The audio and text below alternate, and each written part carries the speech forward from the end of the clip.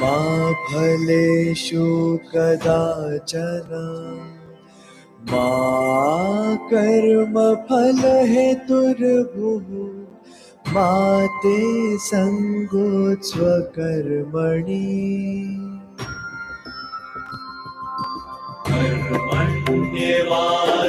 कर्मण्येवाधिकारस्ते मा फलेषु कदाचन मा कर्मफलहेतुर्भुः मा ते सङ्गोत्स्वकर्मणि।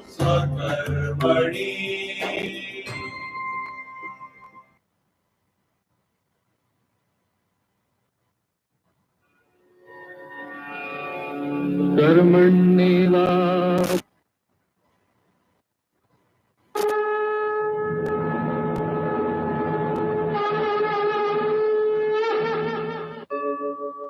यदा यदा हि धर्मस्य ग्लानिर्भवति भारत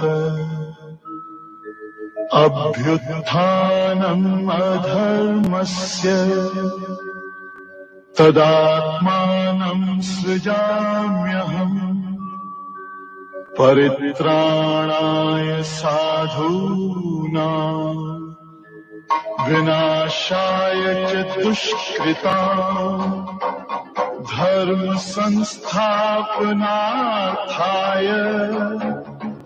संभवामि युगे युगे।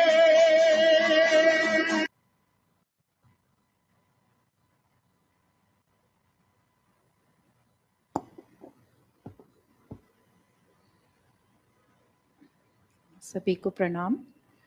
हम गीता चिंतन माला के तहत भगवत गीता पढ़ रहे हैं शंकर भाष्य पुस्तक से।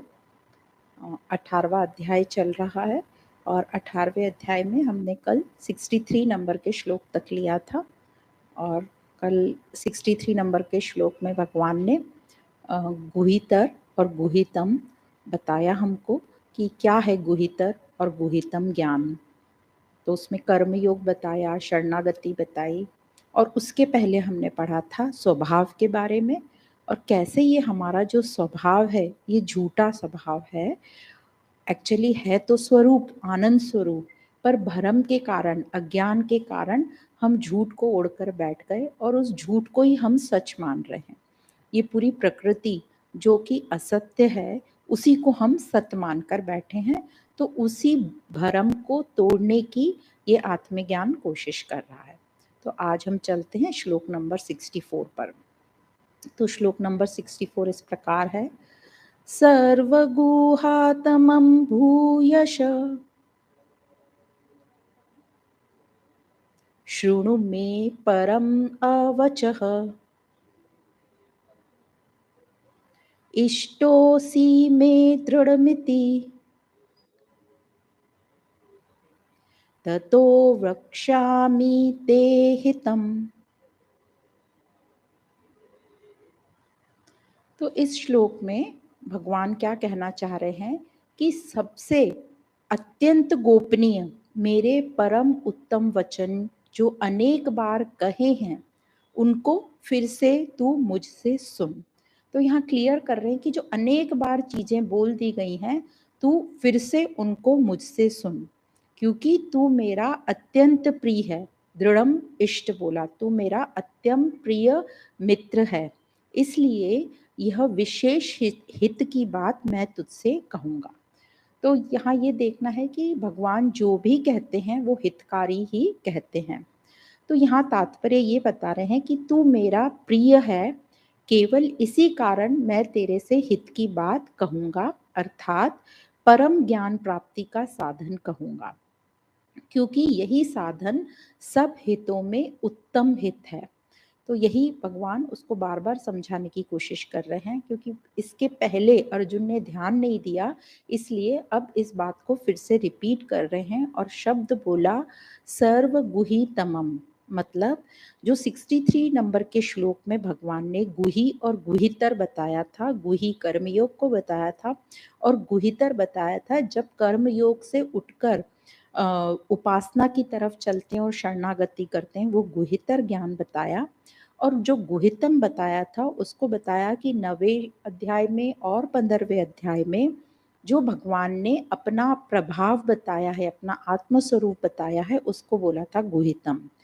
पर यहाँ पर शब्द लिया है सर्व गुहितमम। तो इस बात को गीता में पहले कहीं भी नहीं कहा, ये शब्द पहली बार आ रहा है, सर्व गुहितमम। तो अब यहाँ पर क्योंकि अर्जुन को इसके पहले श्लोक में भगवान ने देख लिया कि वो घबरा गया, क्योंकि भगवान ने कह दिया था तू जैसा चाहता है वैसा कर। तो ये बात को सुनकर अर्जुन को ऐसा लगा कि अब भगवान मुझे छोड़ के जा रहे हैं या मेरा त्याग कर रहे हैं, और ये कोई भी भक्त को गवारा नहीं होता। तो अर्जुन थोड़ा घबरा गया। तो उसी को देखकर भगवान अब ये बोल रहे हैं गुहितम, कि सर्व गुहितम शब्द उन्होंने यूज किया, अर्थात जो सबसे गोपनीय, गोपनीय मतलब सबसे रहस्यमय बात है, मैं तुझसे फिर कहूंगा, मेरे ये सर्वश्रेष्ठ वचनों को तू सुन। तो यहाँ दो बातें ध्यान रखने की है। एक तो जो इसी श्लोक में भगवान ने कहा कि सर्व गुहितमम पद, मतलब जो सबसे गोपनीय रहस्यमय बात है, उसको भगवान कह रहे हैं कि जो रहस्यमय चीज होती, सीक्रेट, जो सीक्रेट होता है वो सबके सामने बोला नहीं जाता। तो ये कह रहे हैं कि ये बात हर एक के सामने प्रकट करने की बात नहीं है, एक चीज।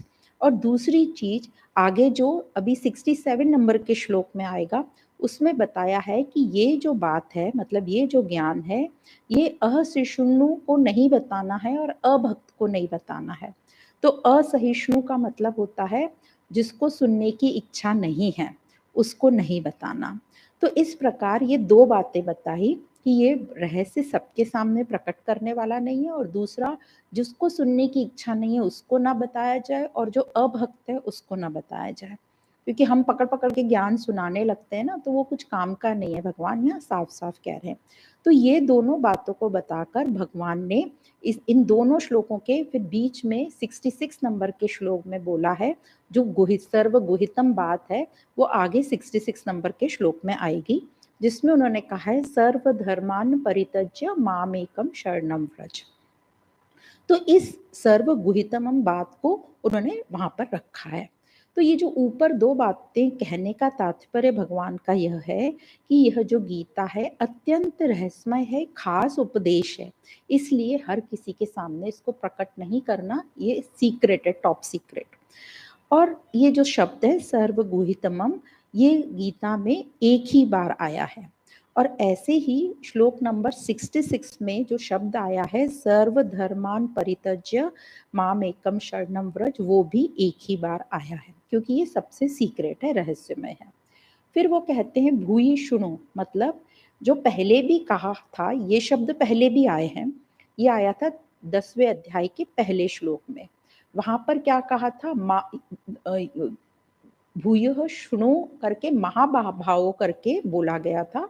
और यहाँ पर क्या बोला गया है, यहाँ पर बोला गया है सर्व गुहितमम करके। तो ये जो फर्क है दोनों में, सिर्फ इतना ही शब्दों का, महाबाहो और यहाँ पर सर्व गुहितमम कहा है। अब 10वें अध्याय में जो कहा था श्लोक में भूयः शृणु करके, और उसके बाद 10वें अध्याय के 9वें श्लोक में मत चित्ताहा कहा था। और यहाँ पर 18वें अध्याय में इस श्लोक के पहले ही मत चित्तः का है। तो ये दो शब्दों का फर्क है, यहाँ पहले ही मत चित्तः का है, वहां मत चित्ता का है। तो इन दोनों में फर्क कैसा है, जब वो 10वें अध्याय में बोल रहे थे माँ चित्ता, तो वहां पर प्रथम पुरुष का उपयोग किया गया था, और वो बोला गया था कि ये सबके लिए बोला गया था। और यहाँ पर जो वो बोल रहे हैं चित्तः, तो यहाँ अब खास विशेष अर्जुन को संबोधित करके बोल रहे हैं। तो इस प्रकार ये विशेष आज्ञा वो अर्जुन को दे रहे हैं, ये विशेष ज्ञान अर्जुन को दे रहे हैं। तो और फिर शब्द आया हितम। तो हितम शब्द भी 10वें अध्याय के पहले श्लोक में आया था, और उसके वहां पर हितम के पहले मन मना भव बोला था। अब यहाँ पे इस श्लोक में जो हितम शब्द आया है, पर अब इस श्लोक का जो अगला श्लोक हम पढ़ेंगे उसमें मन मना भव आएगा। तो ये थोड़ा वर्ड्स का फेरबदल बताया है। तो भगवान ने सर्वगुहितम वचन क्या है, अब इसके बारे में बात करते हैं। तो इसके बारे में भगवान ने जो बात शुरू करी, ये इसकी शुरुआत कहाँ से हुई थी? दूसरे अध्याय में 7वें श्लोक में, जब अर्जुन ने 7वां श्लोक बोला था, कार्पण्य दोषो पहत स्वभाव पृच्छामि त्वान धर्म समूल चेता। तो ये जब अर्जुन ने बोला, इसका मतलब कि मैं तुम्हारी शरण में आता हूँ, मेरा अभी बुद्धि मेरी दूषित है, तो मैं ठीक से डिसीजन नहीं ले पा रहा हूँ, तो आप मुझे निश्चय करके बताइए कि मेरे लिए क्या श्रेयस्कर है। ये अर्जुन का क्वेश्चन था। तो ऐसा कहकर अर्जुन ने अपने आप को शिष्य बनाया था भगवान का। तो यहाँ पर इसलिए भगवान ने ये जो 60 मुझे शिक्षा दीजिए, ऐसा अर्जुन ने साफ साफ कहा था। तो भगवान ने आगे 66 नंबर के श्लोक में कहते हैं कि तू धर्म का जो निर्णय है, तू उसका भार अपने ऊपर मत ले, तू मेरे ऊपर छोड़ दे और मेरे ही अर्पण कर दे, अनन्य भाव से सिर्फ मेरे ही शरण में आ जा। मैं ये तेरा सारा डर मिटा दूंगा और जो भी कुछ पाप होगा उससे भी मैं तुझे मुक्त कर दूंगा। ये आगे कहेंगे 66 नंबर के श्लोक में, तू सारी चिंता छोड़ दे। तो यहीं पर 66 नंबर के श्लोक में भगवान ने सर्वगुहितम वचन कहा है, जो आगे आएगा। और यहाँ इस श्लोक में जो भगवान ने भुव श्रुणु कहा है, मतलब कह रहे हैं मैंने यही बात तुझसे पहले भी कही थी, पर दूसरे शब्दों में कही थी, और दूसरे शब्दों में कही थी तो तेरा ध्यान वहां पर नहीं गया था। अतः मैं फिर से ये बात कह रहा हूँ और इस बात पर तुम विशेष रूप से ध्यान देना। इसलिए ये जो शब्द का यूज किया, सर्वगुहितमम शब्द का यूज किया कि तेरे से परम मैं गोपनीय बात कहने जा रहा हूँ। तो अब मैं पहले दूसरे शब्दों में की थी, अब ये शब्द का यूज किया है। तो भगवान ने अर्जुन 10वें अध्याय के पहले श्लोक में बताया था, 2 शब्द यूज किए थे, प्रियमाणी और हितमाणी। तो जो प्रियमाणी शब्द यूज किया था, जब भगवान अपनी विशेषताएं बताने जा रहे थे तब, तो उन्होंने पहले शिष्य को तैयार किया था। तो प्रियमाणी मतलब शिष्य में जो सुन रहा है उसमें ज्ञान के प्रति आदर हो और जिज्ञासा हो सुनने की, तो ये शिष्य की क्वालिटीज बताई थी। और हितमाणी मतलब जो टीचर है, जो गुरु है, वो इस प्रकार से बोले कि सामने प्रिय शब्दों में बोले और जो शिष्य है उसको ठीक प्रकार से समझ में आए और वो उसको ठीक प्रकार से समझाने की कोशिश करे ताकि जो है उसकी उन्नति हो। तो इस प्रकार से हितैषी होते हैं भगवान के जो भी शब्द होंगे। अब इसके पहले भी 18वें अध्याय में 57 नंबर के जो श्लोक में कहा था, मच्चित्तः सततम भव, मेरे परायण हो जा, समबुद्धि से तू मेरे परायण हो जा और निरंतर मुझ में ही चित्त वाला हो जा। और फिर 58 नंबर के श्लोक में भी जो भगवान अर्जुन को भी याद दिला रहे कि मैंने तुझे पहले भी ये बातें की थी, तो 57 नंबर के श्लोक में बोला था, फिर 58 नंबर के श्लोक में भी बोला था, मच्चित्तः सर्व दुर्गाणि मत प्रसादात् तरिष्यसि। तो मुझ में चित्त वाला हो जा, तू मेरी कृपा से समस्त विघ्नों को पार कर लेगा, पार हो जाएगा। तो अहंकार के कारण जो तूने नहीं सुनेगा, तू यदि नहीं सुनेगा मेरा ज्ञान या मेरी आज्ञा, तो तेरा क्या होगा? पतन ही होगा। पर अर्जुन ने इन दोनों श्लोकों पे कोई उत्तर नहीं दिया था, इसलिए अब यहाँ इस श्लोक में जो 64 नंबर का श्लोक हम पढ़ रहे हैं, उसमें भगवान ने सही सर्वगुहितमम पद का पहली बार इस्तेमाल किया ताकि अर्जुन का ध्यान जाए इस बात पर कि अब जो मैं बोलने जा रहा हूँ वो अत्यंत ही गोपनीय बात है, रहस्यमय बात है। तो इस बात का महत्व बताने के लिए भगवान ने इस शब्द का यूज किया, मतलब अत्यंत रहस्यमय। तो ये पूरा जो श्लोक है ये कनेक्टिंग लिंक है पीछे का और आगे जो भगवान बोलने वाले हैं। फिर आगे इसी श्लोक में दूसरी लाइन में भगवान कहते हैं, इष्टोसी में दृढ़मिति, मतलब तू मेरा अत्यंत प्रिय है, इष्ट है। तो इसके पहले श्लोक में भी भगवान ने कहा था कि जैसी तेरी मर्जी वैसा तू कर। तो ये सुन के जब अर्जुन थोड़ा घबरा गए थे, उनको लगा भगवान मेरा त्याग कर रहे हैं, तो उसी के भगवान ने अर्जुन के जो दुख भरे एक्सप्रेशंस देखे, उनको देख के ही भगवान आगे बोलना शुरू करते हैं। तो जब ये अर्जुन घबरा गया, ऐसा जब कल भी बताया था इसके बारे में डिटेल में कि जो भक्त है उसको भगवान की जो है डांट मंजूर हो जाती है, धमकाया हुआ मंजूर हो जाता है, पर मुझे छोड़ के जा रहे हो ये बात उसे कभी मंजूर नहीं होती। तो यहाँ पे जो इष्ट कहने का तात्पर्य है उसका यही भाव है कि भगवान अपने शरणगत भक्त को अपना इष्ट देव मानने लग जाते हैं। भक्त जैसे अपना सब कुछ छोड़ के भगवान की शरण में आता है, भगवान भी सब कुछ भक्त को मानने लगते हैं, अपना इष्ट मानने लगते हैं। तो भगवान के लिए भक्त के समान कोई भी श्रेष्ठ नहीं है। अब ये वाला ऐसा जो है प्रसंग कि भगवान के लिए भक्त एकदम श्रेष्ठ है, भागवत पुराण में भी आता है, जब भगवान उद्धव जी से कहते हैं कि तुम्हारे जैसे प्रेमी भक्त हैं वो मुझे बहुत ही प्यारे हैं। कितने प्यारे हैं? तो भगवान उसके उत्तर में देते हैं कि इतने प्यारे हैं कि न तो ब्रह्मा जी, न शंकर जी, न बलराम जी, न ही लक्ष्मी जी, और तो और जो मेरी आत्मा है तुम उससे भी मुझे प्यारे हो, इतने प्यारे हो, भक्त के लिए कहा है। फिर आगे शब्द आता है दृढ़म, मतलब अत्यंत, मतलब पक्का।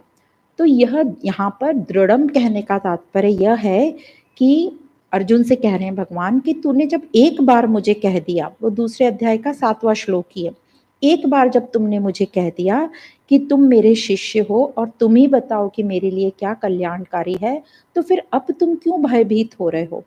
तो जो कोई बात शिष्य एक बार मेरी शरण में आ जाता है और ऐसा कह देता है, तो फिर मैं अपने सच्चे हृदय से उसकी पूरी रक्षा करता हूँ और उसको अभय करता हूँ, मतलब उसको सुरक्षा प्रदान करता हूँ, उसको निर्भय बना देता हूँ। तो हम सबको सबसे ज्यादा तो डर भय किसका लगता है? असुरक्षा होती है हमें कि हमारा क्या होगा, हमारा क्या होगा। हम जो भी चीज करते हैं, जमा करते हैं, इन्वेस्टमेंट करते हैं, वो क्यों करते हैं? अपनी सुरक्षा के लिए। और यहाँ पर जो भगवान बता रहे हैं कि ऐसा इन्वेस्टमेंट बता रहे हैं कि वहां हमें कुछ देखना ही नहीं है, वहां मार्केट ऊपर नीचे जा ही नहीं सकता, वहां हमें कुछ भी अपना दिमाग लगाना और डर की बात ही नहीं है। तो भगवान कह रहे हैं इसमें इन्वेस्ट करो। ऐसी बात बता रहे हैं कि एक बार जिसने मेरे में इन्वेस्ट कर दिया, फिर उसको कुछ भी और देखने की जरूरत थी, मैं उसे निर्भय कर दूंगा। फिर आगे शब्द आता है ततो वक्ष्यामि ते हितम, तू मेरा अत्यंत प्यारा मित्र है, इसलिए अपने हृदय से मैं अत्यंत ही गोपनीय और श्रेष्ठ से श्रेष्ठ बात बताने जा रहा हूं, कहूंगा। तो अब आगे जो शरणागति की बात कहने वाले हैं उसका ये मतलब नहीं है, भगवान कह रहे हैं कि मेरी शरण में आने से तेरे को कुछ लाभ हो जाएगा इसलिए मैं कह रहा हूं। तो यहाँ हमें अध्यात्म में ये बहुत ध्यान रखना है। हम पूछते ना क्या लाभ होएगा गीता पढ़ के? लाभ कुछ नहीं होगा, पहले ही बताते थे। जिसको लाभ चाहिए, जिसको सुख चाहिए, वो ये गीता पढ़े ही ना। ये लाभ और सुख की बात नहीं है, ये तो तुम्हें सुख दुख दोनों से ऊपर उठा देगा। सुख नहीं देगा, सुख से तुम्हें ऊपर उठा देगा। तो यहाँ लाभ नहीं है, तेरा हित है, इसलिए मैं तुझे बोल रहा हूँ। तो कई बार हमको ऐसा लगता है कि भगवान ने ठीक नहीं किया, पर वो हमारे हित के लिए, हमें नहीं समझ में आ रहा है, इस प्रकार से हमें समझना चाहिए। इसलिए भगवान की हर चीज जो है हितमय है, इसके अलावा कुछ और हो ही नहीं सकता। तो इसलिए यहाँ पे ये समझ में आता है कि प्राणियों के लिए, मतलब मनुष्यों के लिए हित सिर्फ और सिर्फ भगवान की शरण होने में है, और कोई दूसरा रास्ता नहीं है, और दूसरा सहारा लेना भी नहीं है, क्योंकि और कुछ हित हमारा करा ही नहीं सकता। तो भगवान का ही सहारा लो, क्योंकि जीव का जो स्वरूप है, क्या स्वरूप है जीव का? भगवत स्वरूप ही है ना जीव। यहाँ भगवान मतलब आत्मा, तो जीव क्या है? आत्म स्वरूप ही है। वो स्वभाव ऐसा हो गया है, स्वरूप से तो वो आत्मा ही है। तो वो है तो स्वरूप से आत्मा ही वही है, पर सिर्फ भ्रम से, भ्रम वश या अज्ञान वश अपने को अलग मानने लगा था, इसलिए भौतिकता से, वो भौतिकता में अटक गया था, और भौतिकता से उसे न तो संतुष्टि मिल रही है, ना उसे पूर्णता मिल रही है। और ये जो भौतिकता है ये कैसी है? अनित्य है, परिवर्तनशील है, घटती बढ़ती रहती है, स्थिर नहीं है। तो ये भौतिकता में जब अटक जाता है मनुष्य, आसक्त हो जाता है, तो फिर चिंता और शोकग्रस्त हो जाता है और सुख दुख में ही चलता रहता है। वही उसका साइकिल सुख दुख का, जिसको बोलते हैं जन्म मरण का चक्र। तो एग्जाम्पल देते हैं, जानकार लोग वो कहते हैं जैसे कि कोयला होता है, उसको अग्नि से दूर जब कर देते हैं तो वो कैसा दिखता? काला कोयला दिखता है। और जब फिर से वो अग्नि के संपर्क में आ जाते हैं तो फिर से चमक उठता है, दहक उठता है।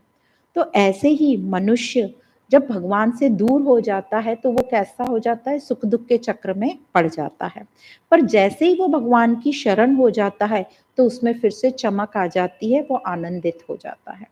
तो और संसार का कल्याण करने वाला हो जाता है। तो एक व्यक्ति भी यदि मुक्त हो जाता है, आत्मस्थित हो जाता है, आनंदित हो जाता है, तो वो आनंद बहुत दूसरों में बिखेर सकता है, वो आनंद उसका फैल जाता है।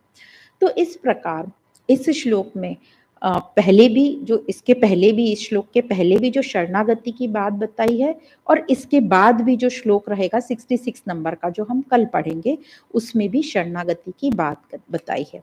तो यहाँ जो भगवान ने इष्टोसी कहा है, इष्टोसी मतलब मेरा परम प्रिय मित्र, और जबकि अर्जुन ने क्या कहा था कि मैं तुम्हारा शिष्य हूँ, मित्र तो बोला ही नहीं था। अर्जुन ने क्या कहा था, मैं तुम्हारा शिष्य हूँ।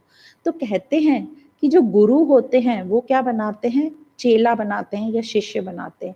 पर भगवान चेला भी नहीं बनाते, शिष्य भी नहीं बनाते, वो क्या बनाते हैं, अपना प्रिय मित्र बना लेते हैं। तो इस श्लोक में बताया कि भगवान की हर बात हितकारी है, तो हर बात को ध्यान से सुने। जैसे हमने पहले देखा, अर्जुन ने ध्यान से नहीं सुना तो थोड़ा भगवान ने उनको धमकाया कि नहीं सुनेगा तो तेरा पतन होगा। तभी ये बताया कि ततो वक्ष्यामि ते हितम। तो इस प्रकार ये श्लोक तो यहाँ पे समाप्त होता है। हम आगे चलते हैं, दूसरा श्लोक, श्लोक नंबर 65। मन्मना भव मद्भक्तो मध्याजी मां नमस्कुरु, श्रीमान् नमस्कुरु, मामे वैश्यसि सत्यन्ते प्रतिजाने प्रियोसि मे। तो यहाँ भगवान कह रहे हैं कि तू मुझ में मन वाला हो जा, मतलब मन मना भव। फिर कहते हैं मेरा भक्त हो जा, मद भक्तो, मेरा पूजन करने वाला हो जा, मध्याजी, मुझे नमस्कार कर, मतलब मान नमस्कुरु।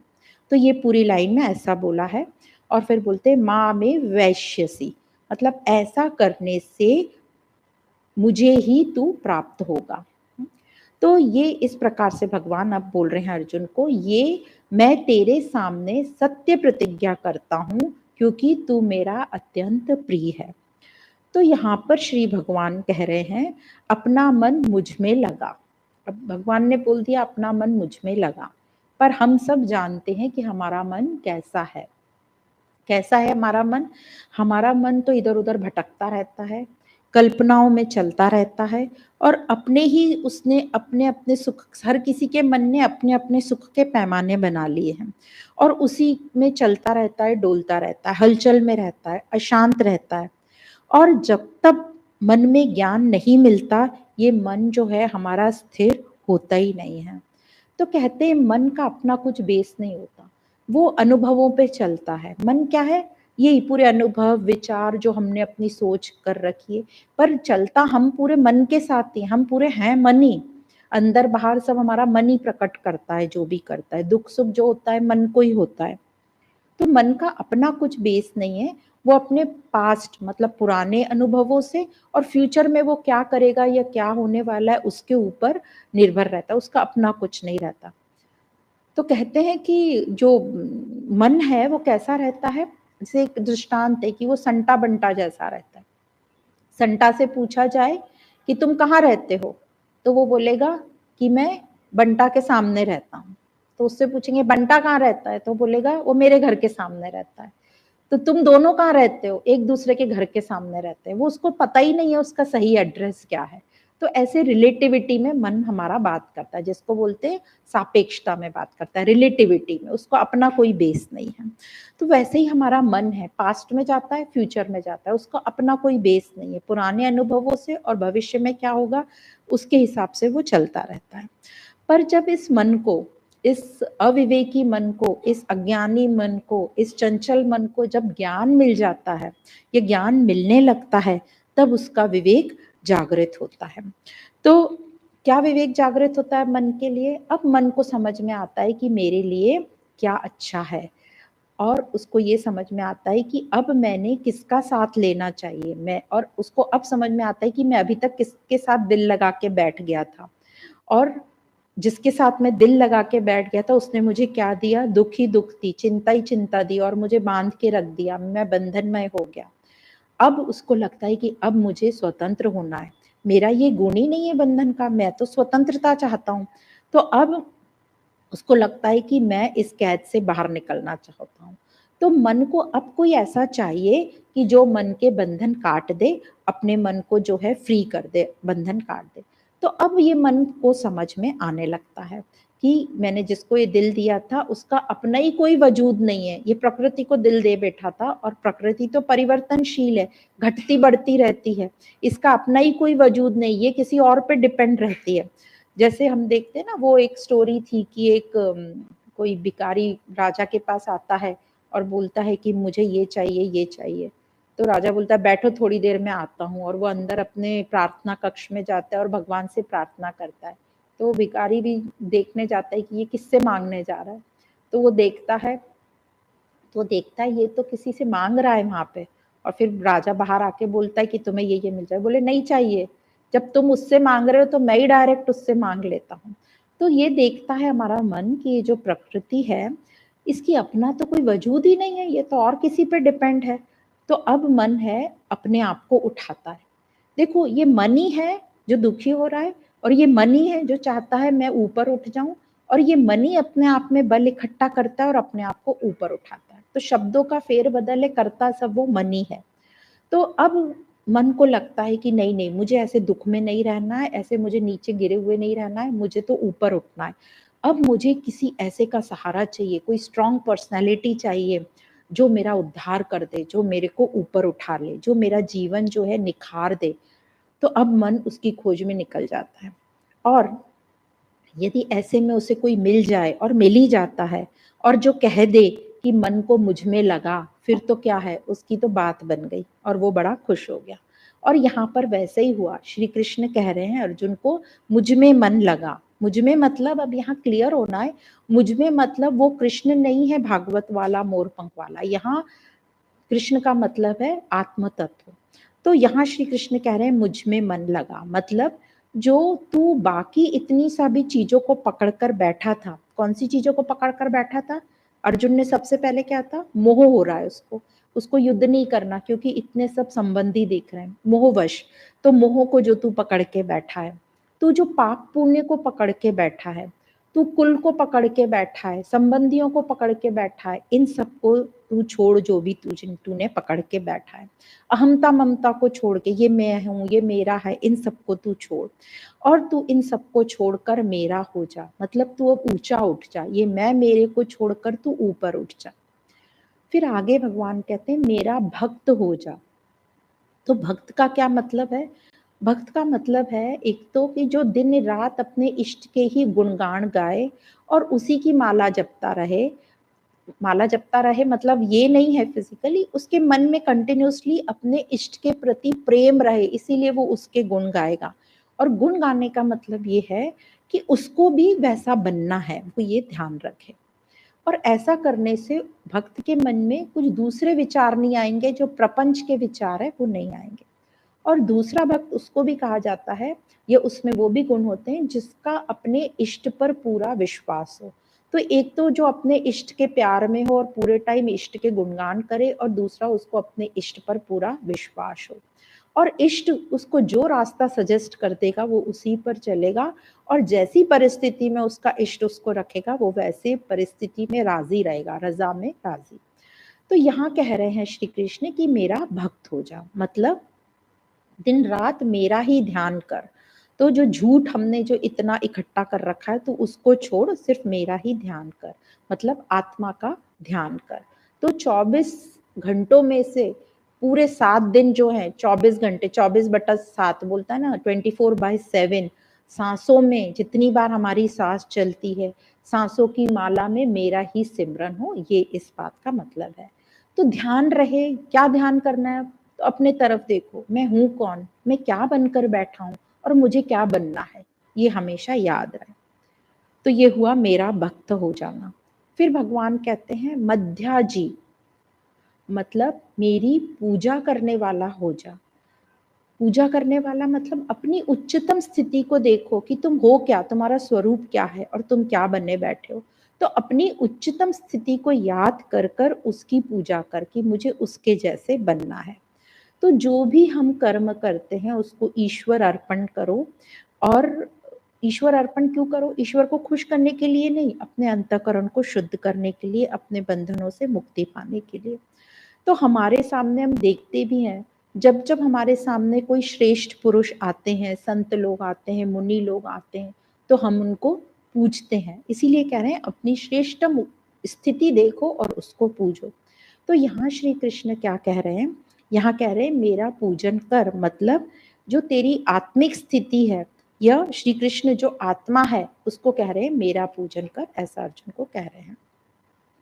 तो हम देखते हैं कि जो उच्चतम होता है उसी को हम नमस्कार भी करते हैं, उसी के सामने हम समर्पित होते हैं। तो वही कृष्ण यहाँ पर कह रहे हैं अर्जुन को कि तुम समझ रहे हो, नमस्कार कर मतलब मिट जा, अपने आप को समर्पित कर दे, मतलब अपने मन को लीन कर दे। तो इस प्रकार कहते हैं कि तू करेगा तो मुझे ही प्राप्त होगा। तो मन, यदि हमारा जो मन है उसको ज्ञान मिले और फिर वो सब जो अनात्मा है जिससे वो आसक्त हुआ बैठा है उनको पकड़ना छोड़ दे, पकड़े नहीं उनको, तो फिर वो आत्मा ही है। तो कहने का तात्पर्य यहाँ यह है कि तुझे समग्र की प्राप्ति हो जाएगी, जो 7वें नंबर के अध्याय में भी बोला है। और शंकराचार्य जी भी यहाँ यही कह रहे हैं कि जो अपना नहीं है उसको मत पकड़ो, उसको छोड़ दो। और इस छोड़ने को ही वो कह रहे हैं कि जानो कि तुम्हारा क्या नहीं है, और उसी को बोल रहे हैं नेति नेति की प्रक्रिया। छोड़ दो का मतलब ये नहीं है कि उसको धिक्कार दिया या उसकी तरफ देखा नहीं, उसका उपयोग करना है, जो भी हमें साधन मिले हैं उसका उपयोग करना है, पर उसको अपना नहीं मान लेना है, उससे आसक्त नहीं हो जाना है। क्योंकि समझो कि वो प्रकृति है, वो नित्य नहीं है, वो आती जाती रहेगी, वो बढ़ती कम होती रहेगी, इसलिए उससे तुम आसक्त मत हो, वो नित्य नहीं है। अब प्रॉब्लम कहाँ आ जाती है? हमें यही नहीं पता कि क्या नित्य है क्या नित्य नहीं है, हमारा क्या है हमारा क्या नहीं है। तो ये ज्ञान से ही हमें पता चलता है कि क्या हमारा है और क्या नहीं है। पर हम जो है अज्ञानवश प्रभावित हो जाते हैं बाहर के संसार से, और जिससे हम प्रभावित होते हैं या जिसने हमें सुख दिया है उसको हम अपना निजी मान बैठते हैं कि ये तो मेरा अपना है, ये तो मेरा अपना है। और फिर जैसे ही कुछ परिवर्तन हुआ, होता ही है परिवर्तन, तो हमारी स्थिति हिलने लगती है, हम परेशान होने लगते हैं। तो यही आत्मज्ञान कैसे पता चलता है कि क्या हमारा नहीं है? तो वही आत्मज्ञान बताता है कि ये प्रकृति तुम नहीं हो, मतलब तुम न शरीर हो, न मन हो, न इंद्रियां हो। तो जो हम आत्म अष्टक जो बोलते हैं शंकराचार्य जी का है कि न मैं शरीर हूँ, न मैं मन हूँ, न मैं इंद्र हूँ, न मैं इंद्रियां हूँ, तो क्या हूँ? चिदानंद रूपम शिवोहम शिवोहम। फिर आगे कहते हैं कि मैं, भगवान कृष्ण कहते हैं अर्जुन से कि मैं ये सत्य प्रतिज्ञा करता हूँ क्योंकि तू मेरा प्रिय है, प्रियोसी, कि मैं तेरी जो सारी परेशानी है उसको हर लूंगा, तुझे पापों से मुक्त कर दूंगा, मैं ये सत्य प्रतिज्ञा करता हूँ। प्रियोसी वर्ड यूज किया। तो भगवान को अर्जुन से प्रियता है। अब क्यों है भगवान को अर्जुन से प्रियता? क्योंकि अर्जुन जो है अपने आप को बदलने को तैयार है। उसने भगवान को कह दिया कि मैं तुम्हारा शिष्य हूँ। अब एक तो होते हैं कि भगवान ज्ञान दे रहे हैं, ये गुरु हमको ज्ञान दे रहा है, पर हम बदलने को तैयार नहीं। हम क्या बोलते हैं, हम तो नहीं बदलेंगे, आप ज्ञान हमें दे दो, हमारे इसमें बैठेगा ठीक तो ठीक है, नहीं तो हमारी गाड़ी ठीक चल रही है, हमारी जिंदगी ठीक चल रही है। तो फिर प्रिय नहीं हो सकते हम। तो प्रिय वही होगा भगवान को जो बदलने को तैयार हो। अब यही दुर्योधन था जो अपने को बदलने को तैयार नहीं था, पर अर्जुन अपने आप को बदलने को तैयार है, इसलिए भगवान को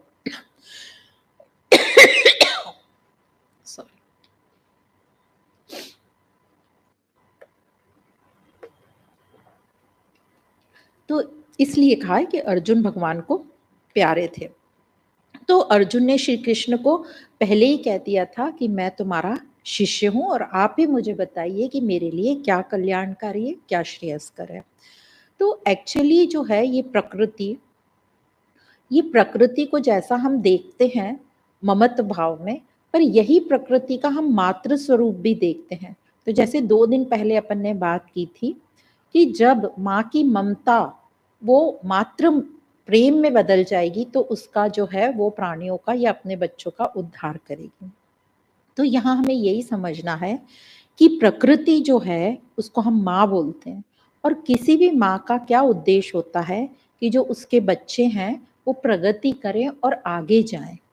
पर हमसे यहाँ पर गड़बड़ ये होती है कि हम सब हैं प्रकृति के बच्चे, पर हम अपनी माँ का आंचल छोड़ना ही नहीं चाहते क्योंकि हमें यहीं कंफर्टेबल लग रहा है। तो ये हमारी परेशानी है। हालांकि प्रकृति माँ भी चाहती है कि हम आगे जाएं और प्रकृति के पार हो जाएं, पर दुर्भाग्यवश ये जो हमारा मन है, जो अहम है, अपने अशुद्ध रूप को ही शुद्ध मानकर बैठ गया है और अपने माँ के आंचल में हम अपने आप को कंफर्टेबल मान रहे हैं। पर इसी अहम, ये जो हमारा मन है, इसी अहम में पूरी पूरी संभावना होती है कि वह आत्मा तक पहुंच जाए। बस प्रकृति के मोह में ना फंसे हम और आसक्ति ना हो। तो अनासक्त हम जैसे ही होंगे, जैसे ही जो झूठ है उसको त्यागेंगे तो हम उस आत्मा की दिशा में चल पड़ेंगे। तो ये अहम ही है जो पूरा शुद्ध होके मतलब लीन हो जाता है, विलीन हो जाता है और फिर वो आत्मा ही बचती है। तो एग्जाम्पल कहते हैं कि जैसे पिता है वो हमेशा चाहेगा कि उसके बच्चे जो हैं उसके साथ संबंध रखें, वो तैयार रहेगा, पर बच्चों में ही अहम आ जाता है और वो अपनी अलग आइडेंटिटी बनाना चाहते हैं। तो यहाँ पिता हुआ स्वरूप हमारा आत्मा और बच्चे हुए स्वभाव और अहंकार। तो जो भगवान है वो कहते हैं भगवान आत्मा मतलब अनंत है, पर जो अहम है वो क्या होता है, उससे अलग होके अपने आप को बचाना चाहता है और बताना चाहता है कि मैं हूं। तो अहम अपने अस्तित्व को बचाए बचाए चलते रहता है, और जो अपने आप को बचा के रखता है मतलब उसने यज्ञ में हिस्सा लिया ही नहीं। क्योंकि हम क्या बता रहे हैं कि यज्ञ करना चाहिए, और यज्ञ करना मतलब यज्ञ में हम आहुति डालते हैं। किसकी आहुति डालते हैं? मैं और मेरे की आहुति, ताकि हमारा अंतःकरण जो है शुद्ध हो जाए। पर मतलब मैं और मेरे को बचा के नहीं रखते हम यज्ञ में, थोड़ी ना ये बोलते मेरे लिए बचा के रख लिया बाकी ये डाल दो, ऐसे नहीं करते। यज्ञ में हम दिल खोल के आहुति डालते हैं। तो क्या आहुति डालनी है? ये शंकराचार्य जी के हिसाब से कह रहे हैं मैं और मेरे की आहुति डालनी है। और यदि तुमने अपना अस्तित्व बचा के रख लिया, इसका मतलब तुमने यज्ञ में हिस्सा लिया ही नहीं। तो इस प्रकार अब यहाँ पे भगवान प्रिय कह रहे हैं। तो यहाँ प्रिय कैसे हो गया? क्योंकि ज्ञान और विवेक से उसका मन अब शुद्ध हो गया है, इसलिए अब वो प्रिय हो गया है। मतलब वो यज्ञ के लिए तैयार है, इसलिए वो प्रिय है। अब वो अपने अहम को मिटाने के लिए तैयार है, इसलिए प्रिय है। तो भगवान का उद्देश्य हमेशा जीव को पवित्र करने के लिए होता है, और इसी बात को प्रकट करने के लिए भगवान अर्जुन को जीव मात्र का एक प्रतिनिधि बनाकर प्रियोस्मी वे में वचन कहते हैं कि तू मेरा अत्यंत प्रिय है। पर जीव को ही ये गलत फहमी हो जाती है और वो भगवान से दूर दूर होकर संसार को अपना मानने लगता है। उसको क्या गलत फहमी हुई कि मैं अलग हूं, अहंकार। जैसे ही उसका शरीर का तदात्मय होता है, देखो ना तो प्रकृति में अहमता है ना ही पुरुष में अहमता है, पर जब प्रकृति का पुरुष से तादात्म्य हो जाता है तो ये अहम आ जाता है। अब ये कहाँ से आता है, क्या आता है, इसका कारण तो कुछ बताया नहीं जाता है, बस ये आ जाता है, ये हमको मान के चलना है। और इस अहम को मिटाना ही हमारा जो है आत्मज्ञान बताता है कि कैसे अहम को मिटाया जाता है। तो ये जो अहम है ये गलत फहमी से अब संसार को अपना मानने लगता है, बल्कि संसार कभी जीव को अपना नहीं मानता, पर ये जीव ये जो जा के संसार के साथ आसक्त होता है और अपना संबंध बनाने लगता है। अब ये जो संसार है ये प्रतिक्षण बदलने वाला है, वो नित्य तो है ही नहीं, पर जीव उसको नित्य मान के बैठ जाता है। तो भगवान यह कह रहे हैं कि ये जो तूने माना हुआ संबंध है ये तुझे दुख ही देगा और ये नित्य नहीं है, इसलिए तू इसको त्याग दे और मेरी शरण में आ जा। तो भगवान का यही है, मेरी शरण में चले आओ। तो 4 बातें बताई हैं कि एक तो मेरा भक्त हो जा, मेरे मन वाला हो जा, मेरे में मन वाला हो जा, मेरा पूजन कर और मेरा नमस्कार कर। तो ये जो 4 बातें बताई हैं, इन 4 में से किसी एक साधन को भी हमने अपना लिया तो शेष 3 साधन अपने आप हो ही जाते हैं। तो अब ये बात आती है, यहाँ तक तो ये भगवान ने श्लोक में बता दिया। अब इसके आगे जो हम कल पढ़ेंगे वो श्लोक तो जिसमें जो सर्वगुहितम बात बताने वाले हैं। पर अब हमें ये समझना है कि ये जो ज्ञान भगवान बता रहे हैं आत्मज्ञान, वो हमें होगा कैसे? तो आत्मज्ञान से दूर भागने से तो हमें आत्मज्ञान नहीं होगा। तो आत्मज्ञान को कैसे जाने? तो कहते हैं अहंकार को जानो। आत्मा को तो हम जान नहीं सकते, आत्मज्ञान भले ही नाम हो पर आत्मा को तो नहीं जाना जाता, ये सब हम जानते हैं क्योंकि आत्मा कोई वस्तु तो है नहीं जिसको जाना जाए। और पूरी भगवत गीता में भी आपने देखा होगा कि आत्मा के नाम पर तो बहुत कम ही बोला गया है, कुछ 2-4 पॉइंट्स ही, वो भी शब्दों में हमें समझने के लिए बता दिया गया है। वैसे तो आत्मा के नाम पर सब मौन ही है। तो फिर कैसे हम इस आत्मज्ञान को जाने? तो अहंकार को जानो, जो अनात्मा है उसको जानो, तो तुम जान जाओगे कि आत्मा क्या है। तो अहंकार को जानकर और इस अहंकार को हमें छोड़ना होगा। तो अहंकार को कैसे जाने? तो कहते हैं अहंकार को 3 तरीके से हम जान सकते हैं। एक तो शारीरिक तरीके से, एक मानसिक तरीके से और है एक इस जगत को देखकर। तो ये जो 3 बातें बताई, जो हम बात कर रहे थे कि आत्मा को तो जाना नहीं जा सकता पर आत्मा में डूबा जा सकता है। एक बार जान लो कि हम क्या हैं और क्या हम बने बैठे हैं, तो जो हम बने बैठे हैं उस वो मिटने को तैयार है। जब उसको समझ में आ जाएगा मतलब वो आत्मा में डूब जाएगा, मिलेगा नहीं, डूब जाएगा, मिट जाएगा। तो जैसे एग्जाम्पल बताते हैं कि नमक की डली नापने गई समुंदर को, समुंदर की गहराई को, तो क्या हुआ उस नमक की डली को? वो मिट गई, घुल गई, उसमें लीन हो गई। तो वैसे ही जो है ये आत्मज्ञान, हमें अहंकार को जानना है। अहंकार को जानने के लिए अब 3 बातें बताई। तो कैसे जानेंगे? जो सबसे पहले 3 बात बताई, तो एक बताई जगत को जानने से। तो जो जगत को जानने की बात इसलिए बोलते हैं जानकार लोग कि जगत हमको दिखाई देता है और ये सबसे स्थूल चीज है जगत को जानना। और ये उन लोगों के लिए बताई गई जिनको बिल्कुल भी अपना मन और कर्म और विचार पकड़ने में नहीं आते। तो उनके लिए बाहर जगत बता दिया कि तुम जगत को देखो। कहते हैं ना, स्वयं को जानना हो तो जगत को जान लो। ये जगत को जान लिया तो स्वयं को जान लिया। जैसे उपनिषद में आते ही कि जैसा ब्रह्मांड है वैसा ही पिंड है। तो दुनिया को जानो कि दुनिया कैसे चलती है, दुनिया में नियम कायदे क्यों बनाए गए हैं, कैसे पूरी अर्थव्यवस्था चलती है, राजनीति कैसे चलती है, विज्ञान कैसे चलता है, टेक्नोलॉजी कैसे चलती है, सब कुछ देखो। ये देखो कि धन कैसे कमाया जाता है, गरीबी क्या होती है, अमीरी क्या होती है, गरीब होना क्या होता है, अमीर होना क्या होता है, धन के ज्यादा आने से कैसा लगता है, धन चले जाने से कैसा फील होता है, कैसे हम रिएक्ट करते हैं। तो ये सब क्या बातें हो रही है? जो पूरा जो जगत चल रहा है ये किसके ऊपर चल रहा है? अपने मन, सबके मन की जो भाव है उसी हिसाब से तो ये सब नियम कानून सब हो रहा है। और जो बाहर जगत में मन से सब चीजें हो रही, वही मन मेरा भी है।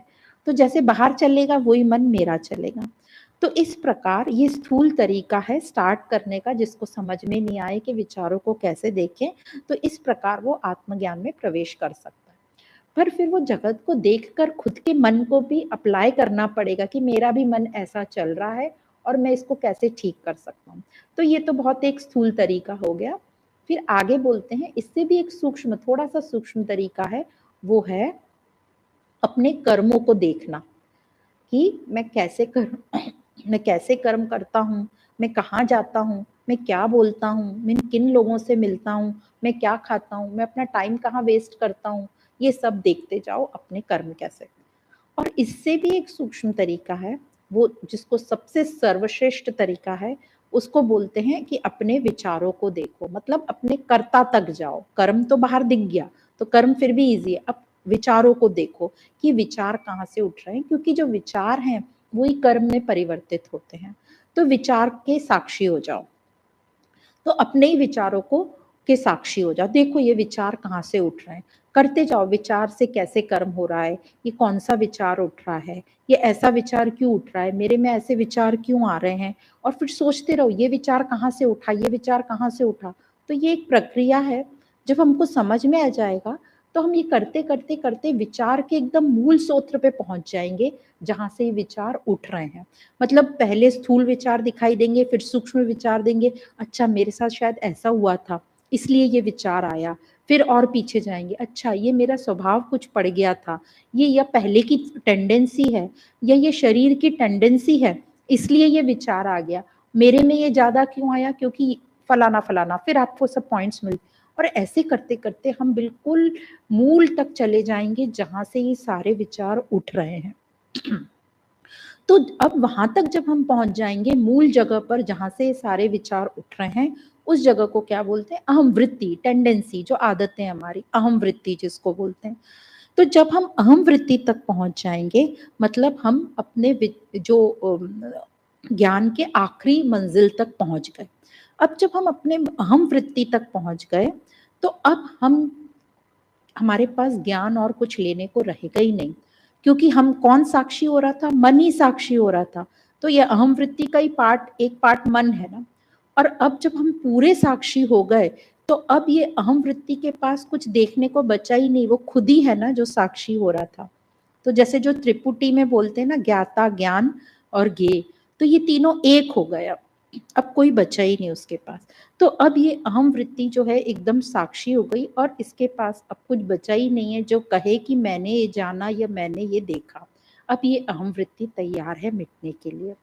तो इस प्रकार जो सबसे नीचे वाला था जगत को देखना, और फिर उसके ऊपर था कर्म, अपने कर्मों को देख लो, और उसके ऊपर है अपने विचारों को देख लो। तो ये अपने जो विचारों को देखते देखते हम आ गए अहम वृत्ति तक, इन्हीं को देखना है। अब हम अहम वृत्ति तक पहुंच गए जब, तो अहम वृत्ति के बाद अब ज्ञान लेने की कोई सीमा रही नहीं। ज्ञान जो हमारी बुद्धि का एक लेवल था वहां तक हमने ले लिया। अब ये अहम वृत्ति पूरी मिटने को तैयार है, अब मतलब आत्मा में लीन होने को तैयार है। इसी को कहते हैं आत्मज्ञान। तो ये जो प्रक्रिया है, इसको करने में ही हमें सालों लग जाते हैं, क्योंकि जो हमने झूठा ताना बाना जो बुन रखा है, उसको हटाने में ही इतना ही हम कार्य कर लें कि हम उसको हटा दें, तो वही हमारा काम, प्रोजेक्ट बहुत बड़ा हो जाएगा। तो इसको हम शुरू तो करें करना, कि हम इसको हटाएं, हम इसको नकारें जो हम नहीं हैं। तो इस प्रकार कहते हैं कि ये है ये प्रक्रिया आत्मज्ञान की, एक एक स्टेप बाय स्टेप।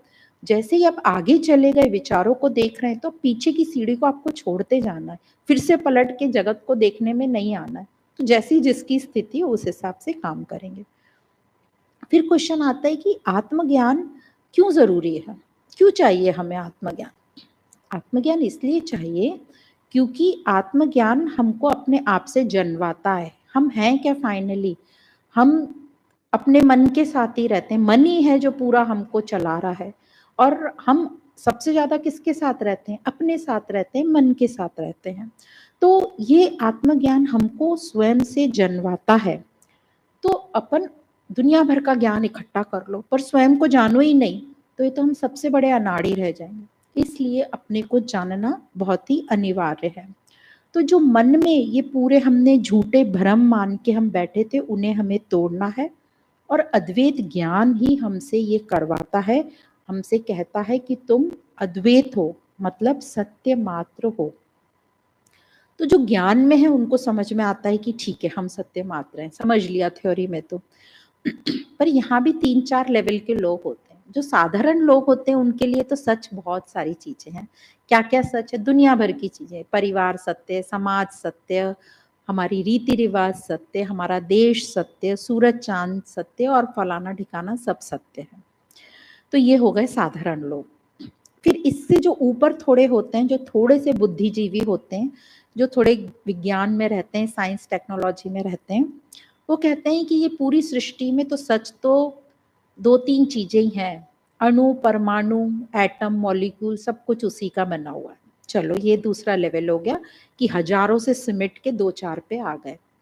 या वो पीरियोडिक टेबल है, उसको मान लेते कि 181 एलिमेंट्स है, वो सत्य है, उन्हीं के मिलने जुड़ने से सब बनती रहती है चीजें। चलो अब आगे आते हैं दार्शनिक लोग।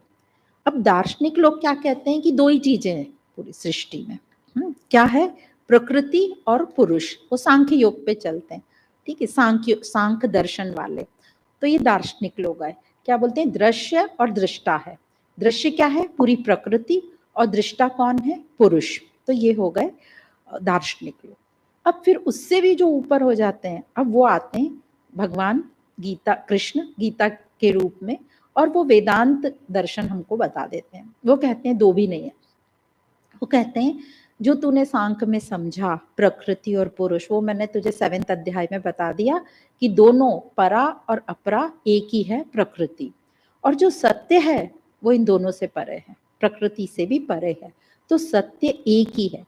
तो जो प्रकृति है वो असत्य हो गई, मतलब दिखने वाला जो पूरा दृश्य है और जो देखने वाला दृष्टा है वो एक प्रकृति और वो असत्य है। और सत्य तो एक ही है, इस प्रकृति से परे, और वो अद्वैत कह दिया। मतलब जो दूसरा है ही नहीं, अद्वैत मतलब दूसरा है ही नहीं, अनन्यता बता दी, कोई दूसरा अन्य कोई है ही नहीं। तो इस प्रकार हमको समझाया जाता है कि कैसे हम हजार की सृष्टि को हमने एक में ले आए, सिर्फ एक ही है सत्य। तो कहते हैं कि कृष्ण के लिए, अर्जुन के लिए भी कहा है तो वो कृष्ण ही है, तो वो आत्मा ही। तो हमारे लिए भी भगवान कहते हैं तो स्वरूप से तुम आत्मा ही, पर साथ ही तुम बहुत कुछ बनकर बैठ गए, और ये जो बहुत कुछ तुम बनकर बैठ गए उसको तुम्हें हटाना है, बस वही प्रक्रिया करनी। कुछ तुम्हें नया नहीं रचना है, कुछ तुम्हें नया प्रकट नहीं करना है, बस जो गलत है, जो नकली है, जो झूठा है उसे हटा दो। झूठे को हटा दोगे तो नया बन गया। अब रोज आपसे भी फोन आते हो, कोई पूछा क्या नया चल रहा है, क्या नया, अब क्या बताएं रोज नया क्या चल रहा है।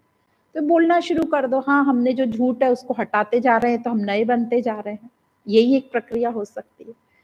और कई बार लोग पूछते हैं हाँ क्या नया किया, क्या नया किया।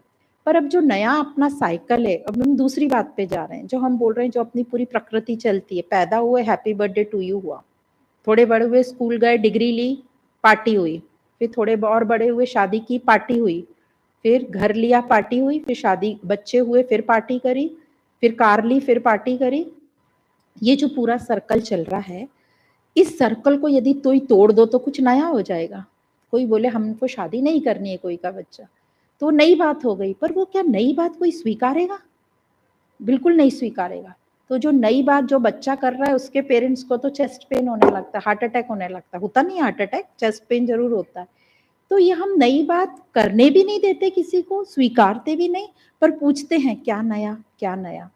तो अब नया तो एक ही चीज से हो सकता है कि पुराना छोड़ दो तो वो नया बन गया। तो एक ही बात भगवान कह रहे हैं कि तुझे कुछ नया नहीं रचना, तुझे कुछ नया प्रकट नहीं करना, बस तू अपना पुराना छोड़ दे, झूठ को हटा दे। इसी को कहते हैं बोध, जिसकी मौजूदगी में ही सारा झूठ समाप्त हो जाता है, जिसकी मौजूदगी में ही सारी मान्यताएं नष्ट हो जाती हैं, जो प्रकाश मात्र है। तो ऐसा प्रकाश जो अज्ञान को हटा दे वह है बोध। तो यही कह रहे हैं भगवान, पहले भी कह दिया, तू कूटस्थ है, तू सत्य है, समझ ले, तू असंग है, तू निरंजन है, तू निरामय है। तू कूटस्थ, कूटस्थ मतलब उच्चतम है, अचल है, स्थिर है। तो ध्यान यही रखना है, क्योंकि जो साधारण व्यक्ति होता है वो तो कूटस्थ का भी मतलब नहीं समझेगा। उसको बोल देंगे तू उच्चतम है तो वो तो और एकदम फूल जाएगा आनंद में कि बस मैं तो उच्चतम हूँ। वो अपनी निचता ही तो छोड़ेगा नहीं, निचलापन, पर उच्चतम होकर घूमेगा अहंकार में। तो ये ध्यान रखना है कि हम हैं तो उच्चतम, पर अभी हम कहाँ हैं, अभी हम निचले दर्जे पे बैठे हैं। तो मेरा काम यही है कि मैं अपना निचलापन का त्याग कर दूं और याद रखूं कि मैं हूं कौन, मुझे बनना क्या है।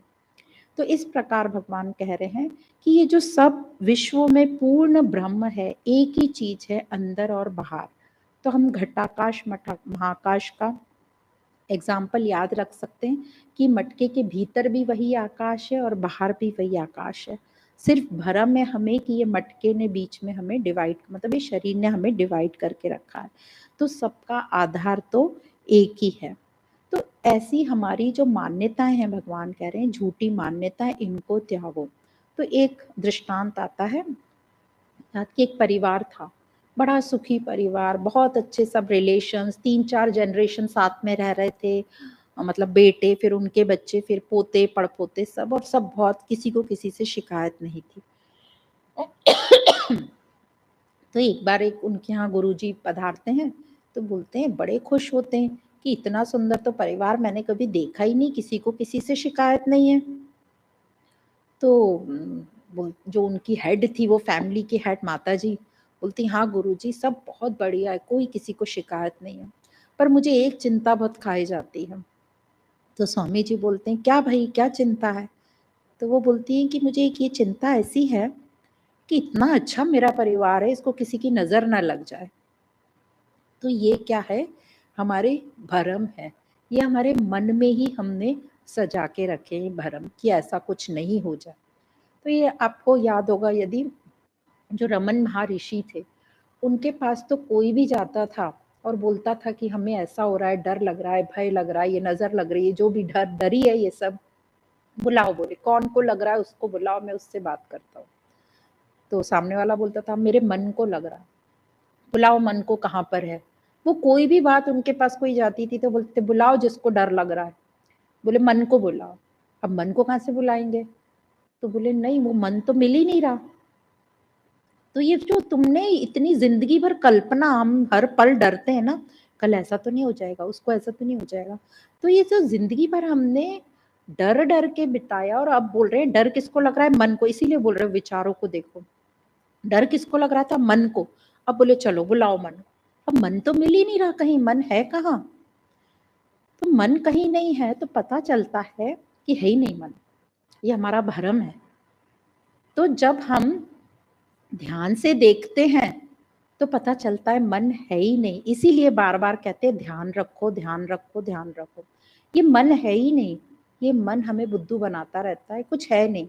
एक बस एक किसी ने मास्क पहन लिया और हमें डरा रहा है कि है। जब वो मास्क को हटाया तो कुछ था ही नहीं वहां पे, और हम डर रही पूरी जिंदगी कि भूत है, भूत है। तो ये मन कुछ है ही नहीं। तो फिर ये पूरी जिंदगी हमें मन क्यों दिख रहा था, क्यों डर लग रहा था? क्योंकि हम ध्यान ही नहीं दे रहे थे। तो जब ध्यान से नहीं देख रहे थे तो हम डर रहे थे और मन मान के बैठे थे, एक्चुअली वो कुछ है ही नहीं, सब भ्रम है। तो इसी प्रकार भगवान कहते हैं कि सब विश्व में पूर्ण ब्रह्म है, बाहर भीतर एक ही सत्य है, और सबका आधार एक ही है, ब्रह्म आत्मा।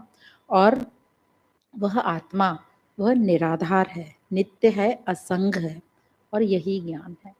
और इसी को हमें प्राप्त करना है, जो कि ये अद्वैत वेदांत हमको समझाएगा, बता रहा है। तो यहाँ हम मिनम पूर्णात् पूर्णमुदच्यते पूर्णस्य पूर्णमादाय पूर्णमेवावशिष्यते।